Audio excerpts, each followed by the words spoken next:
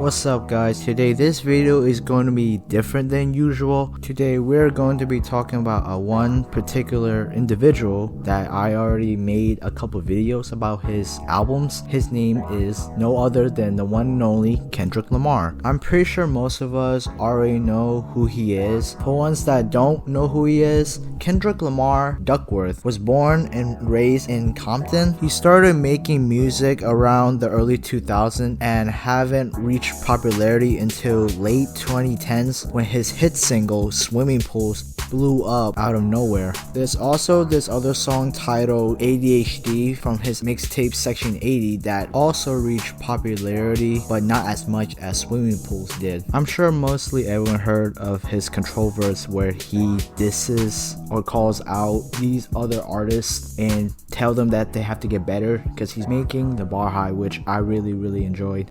Today, I want to talk about what makes Kendrick Lamar so great. What made him blow up and what did he do to reach success? I like to state that even though I haven't listened to his early music from way early 2000s, I can tell that he got better throughout the years and focused more on his storytelling, on his catchy hooks, and how most of the songs he wrote, you can really get an idea on what he is currently dealing with, whether it be alcoholism, whether it be, feeling not good enough. The thing I found interesting about Kendrick is that every album he put out is like a book. It's like a journal or a chapter into what he's dealing with in life. You're opening up a book and you start reading it with a sense of curiosity. Albums like Good Kid, Mad City, for example, it illustrates his perspective around the city of Compton and him going with his homies and something terrible happened and how he truly felt about the situation. And then he would later drop an album titled To Pimp a Butterfly, which he represents this powerful message that cannot be ignored. As you are listening to more of that album, you start to realize that Kendrick is stating that something needs to be changed, as if he is saying to look at ourselves and what good are we doing, what bad are we doing, and what is there need to be done in order for that change to happen. Overall, at the end, he had a one-on-one discussion with his idol, the legendary Tupac Shakur, which he did really well. Looks as if they were actually talking face to face in the recording studio. Next up, we get into the album called Damn, or it used to be called What Happens on Earth Stays on Earth. To be completely honest, I'm not really a big fan.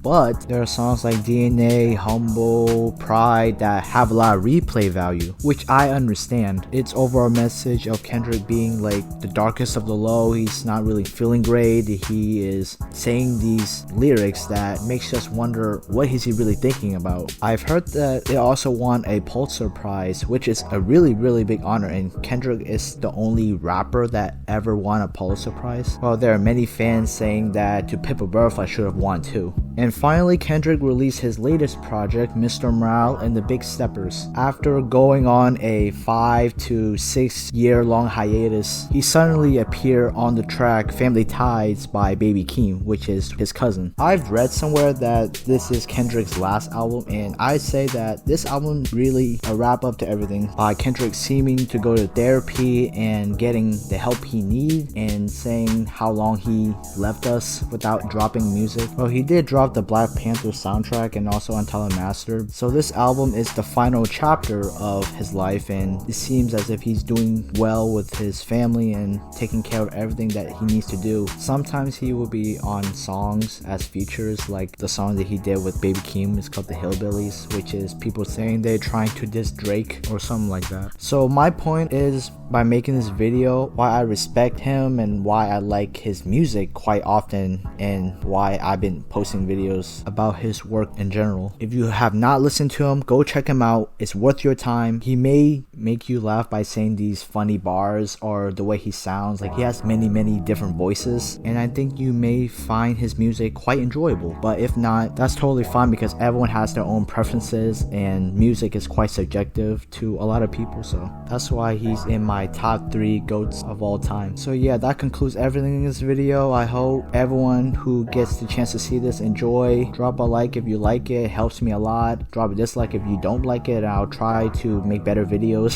I'll see you all in the next one. Bye bye.